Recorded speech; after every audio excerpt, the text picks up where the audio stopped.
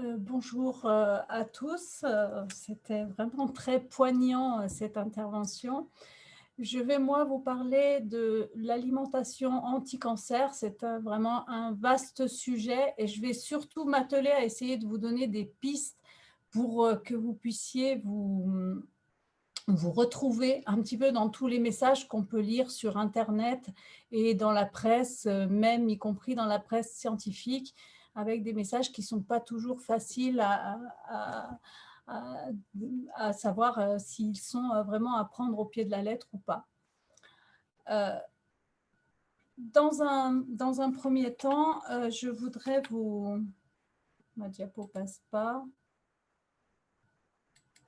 Voilà. Euh, Dans un premier temps, je voulais quand même vous parler des facteurs de risque de cancer et vous rappeler quand même que 40% des cancers seraient évitables par la prévention primaire et notamment par certains facteurs dans notre comportement ou dans notre mode de vie qui pourraient être modifiables. Et quand on regarde de plus près ces facteurs modifiables, eh bien, en premier lieu, il y a le tabac, l'alcool, qui représente vraiment une grosse part de ces facteurs modifiables. Et ensuite, il y a tout ce qui est alimentation déséquilibrée et surpoids. Et c'est vrai que du coup, on voit beaucoup de choses sur l'alimentation anti-cancer, mais on en oublie des fois ces messages assez simples déjà qui sont dans la prévention primaire et qui sont importants à prendre en compte.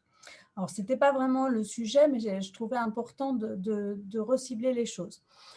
Sur notre sujet qui nous intéresse aujourd'hui, on a la chance d'avoir un rapport qui vient d'être publié la fin octobre 2020, qui est le rapport du réseau NACRE et de l'INCa. C'est un rapport d'experts qui ont étudié tous les impacts des facteurs nutritionnels dans la prévention, mais là, ce qui nous intéresse, c'est pendant et après le cancer. Et du coup, à partir de ces impacts de facteurs nutritionnels, ils ont émis des recommandations et je vous en reparlerai des principales recommandations, notamment en fin de cette intervention. Pour vraiment parler alimentation et cancer, je voulais vous faire deux focus sur alimentation anti-cancer.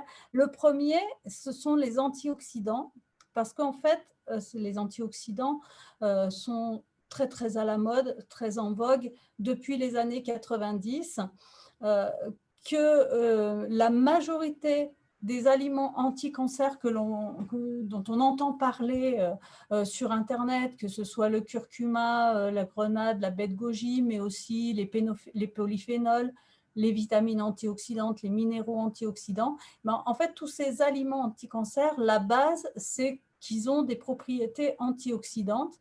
Ces propriétés antioxydantes, elles sont assez séduisantes à la base parce que on peut imaginer qu'en maîtrisant un petit peu mieux le stress oxydatif des cellules, on pourrait protéger mieux ces cellules et du coup avoir une vraie efficacité, notamment sur la tolérance des traitements et sur les toxicités de ces traitements. Alors, c'est séduisant sur le papier, mais quand on regarde les méta-analyses et les essais randomisés, les études cliniques euh, qui sont publiées, eh bien, en fait, les résultats sont assez décevants. Euh, Au mieux, on n'a pas retrouvé d'association entre ce type d'aliments ou d'aliments antioxydants et l'incidence des cancers ou la mortalité par cancer, mais quand même, on a aussi des études cliniques qui nous montrent que certains antioxydants, notamment par exemple le bêta-carotène ou la vitamine E, a une incidence vraiment négative sur les cancers, sur la mortalité de certains cancers et pour le bêta-carotène, par exemple, une augmentation du risque du cancer du poumon, notamment chez les patients fumeurs. Donc, attention, la supériorité de ces soi-disant super aliments, elle est vraiment loin d'être démontrée et même au contraire, il peut y avoir vraiment des effets très néfastes de ces compléments alimentaires ou de ces aliments. pour toujours vous faire un focus, je n'ai pas, j'ai vraiment voulu vous faire le focus sur le curcuma parce que c'est vraiment la chose qui nous revient le plus aux oreilles quand on parle d'aliments anti-cancer. On a eu quelques études qui suggèrent un effet positif, notamment sur les diminutions de toxicité pendant les chimiothérapies et la radiothérapie. Euh, et, mais ces études, il faut vraiment soulever le fait que c'est sur la curcumine à forte dose qu'elles ont été faites. Donc, ça n'a rien à voir avec le fait de rajouter du curcuma dans ces plats. Hein. Donc, des fois, on détourne un petit peu les études qui sont faites.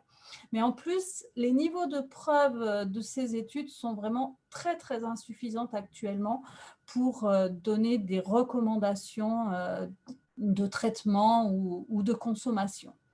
Et surtout aussi, je voulais attirer l'attention de tout le monde sur le fait que c'est quand même jamais anodin. Tout à l'heure, Bénédicte le disait, hein, c'est pas toujours anodin, et notamment, il y a de nombreux compléments alimentaires peuvent avoir des interactions à forte dose. Ils peuvent interagir avec les médicaments et notamment avec certaines chimiothérapies. Je vous ai mis la conclusion du rapport de l'INCa sur les antioxydants et les aliments antioxydants. Et en fait, elle est assez parlante, mais les antioxydants pourraient protéger les cellules cancéreuses et ou réparer les dégâts oxydatifs induits par les traitements sur les cellules cancéreuses. Donc, en fait, il y a quand même cette propriété antioxydante, ok, elle va peut-être être bénéfique pour les cellules saines, mais quid des cellules cancéreuses? Et si elle a aussi une action sur les cellules cancéreuses, ça peut quand même être embêtant. Donc, c'est certainement ce qui fait que ce n'est pas si simple que ça et que de prendre des compléments alimentaires, surtout quand on parle de prendre des gélules, des comprimés qui vont être sur des dosages à assez forte dose, eh ben, ça peut avoir vraiment une incidence qu'on n'aurait pas forcément cherché. Donc, beaucoup de prudence dans la consommation des compléments alimentaires et en tout cas, le message, c'est qu'il est impératif de parler à votre oncologue de la prise de compléments alimentaires, gélules, comprimés, phytothérapie, pour qu'il vous valide le fait qu'il n'y ait pas d'interaction avec les traitements. Le deuxième focus sur un sujet qui est peut-être encore plus médiatique que les compléments alimentaires, je voulais vous faire, c'est sur le sucre et globalement les régimes restrictifs. On a un rapport aussi très, très bien fait qui est de l'INCa qui remonte à 2017 où ils ont compilé en fait toutes les études sur le sujet pour essayer de voir où en était l'état de la science sur les régimes restrictifs, le sucre, de façon à voir s'il y avait des recommandations de pratique par rapport à ces sujets. L'historique de tout ça, à la base, c'est beaucoup le docteur Walter Longo qui a travaillé sur ce sujet. Dans un premier temps, il a travaillé sur les études cellulaires en montrant que les cellules cancéreuses se développaient mieux en milieu sucré. Donc, la conclusion, ça a été le sucre nourrit la tumeur. Donc, des fois, on fait des raccourcis et par la suite, on s'est quand même rendu compte que le sucre nourrit la tumeur, mais pas forcément toutes les tumeurs. Et surtout, on s'est rendu compte que les cellules tumorales avaient une capacité d'adaptation et étaient capables de changer leur métabolisme pour utiliser d'autres substrats. Deuxième travaux aussi souvent fait par le docteur Walter Longo, c'était sur l'animal, notamment sur la souris, et c'est certainement ce qui a fait le plus de bruit et qui a été vraiment, qui a lancé l'engouement du jeûne thérapeutique. C'est donc des études sur l'animal qui montraient que le jeûne permettait d'augmenter l'effet des chimiothérapies et avait un effet sur l'évolution tumorale. Donc, il faisait jeûner les souris pendant 48 heures. Donc là, c'est pareil. Donc, on s'est dit, ben voilà, chez l'homme, si c'est transposable, ça peut être vraiment aussi là, pour le coup, très séduisant de se dire, si on affame un peu les tumeurs, on va avoir une vraiment plus grande action des chimiothérapies et du coup avoir une réduction de la masse tumorale. Il se trouve que chez l'homme, c'est beaucoup plus compliqué que ça. D'abord parce que quand on fait jeûner 48 heures des souris, sachant qu'elles ont une tolérance au jeûne qui est de l'ordre d'une semaine, ce n'est pas pareil que de faire jeûner 48 heures une personne qui peut jeûner jusqu'à peut-être 25-30 jours. Donc, c'est déjà pas très transposable. Et puis, en fait, quand ils ont commencé à faire des études chez l'homme, eh ben, quand on reprend le rapport de Nacre, que je vous ai cité plus haut, qui reprend les études et toutes les études qui ont été faites, ben, dans la synthèse que vous voyez résumée là, si on se cantonne à pendant la maladie, ben, chez l'être humain, quand on regarde l'évolution tumorale, sur les pratiques du jeûne, il y a très peu d'études. Sur la restriction calorique, il y a très peu d'études.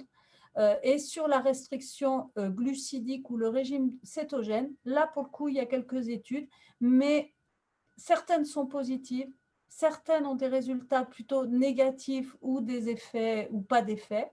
Et en fait, surtout, ces études, l'ensemble de ces études qui ont été faites sont des études de très peu d'effectifs et qui n'ont pas du coup une valeur très probante, en tout cas qui ne permettent pas de tirer des résultats vraiment de scientifiques et de recommandations. Donc, la conclusion du rapport, c'est pas de preuve chez l'homme d'un effet protecteur du jeûne et des régimes restrictifs en prévention primaire et pendant la maladie. Donc, pour l'instant, la pratique du jeûne, le problème, c'est qu'on ne sait pas si c'est réellement intéressant. On ne saurait pas de toute façon quand le faire, pour qui le faire, c'est-à-dire quel type de tumeur, à quel moment le faire, combien de temps le faire. En fait, on ne sait pas. Donc, aller pratiquer ce genre de régime restrictif, c'est au contraire se mettre en difficulté parce que dès qu'on parle de régime restrictif, eh bien, on va forcément moins s'alimenter et du coup perdre du poids, se dénutrir. Et là, pour le coup, il y a beaucoup de publications scientifiques qui montrent qu'une dénutrition, c'est une surtoxicité, une surmorbidité, un pronostic plus défavorable et un risque de ne pas réaliser le traitement oncologique optimal. Donc, en l'état actuel des choses, même si sur le principe c'était séduisant, on ne peut pas recommander ce type de pratique. J'ai mis cette diapo uniquement parce que souvent on me répond « Oui, mais vous, les Français, vous n'êtes pas très avancés sur ces pratiques. C'est les Suisses, les Allemands, les Américains qui sont très avancés. » À l'heure actuelle, il n'y a aucune société savante en nutrition qui recommande la pratique du jeûne parce qu'il y a vraiment trop peu de preuves scientifiques. Pour finir sur la dernière diapo, en fait, c'est la synthèse des recommandations qui étaient dans le premier rapport où ils ont fait un focus un petit peu par cancer en mettant en avant un petit peu qu'est-ce qui a fait ses preuves et qu'est-ce qu'on peut recommander dans la pratique. Donc, il y a surtout tout ce qui tourne autour d'éviter l'excès de poids, éviter la prise de poids, notamment dans tout ce qui est cancer du côlon rectum, du sein et du rein, parce que ça a montré un risque de rechute plus important et un risque de second cancer également. Donc, attention à ne pas prendre de poids dans ces pathologies-là. Dans l'ensemble des pathologies, il est recommandé de dépister et de prévenir la dénutrition, donc contrôler le poids et éviter toute perte de poids. Et puis après, les recommandations d'ordre général, l'activité physique, ne pas recourir aux compléments alimentaires, comme je vous disais, ne pas recourir au régime restrictif. Voilà, j'espère que ça aura répondu un petit peu à vos questions.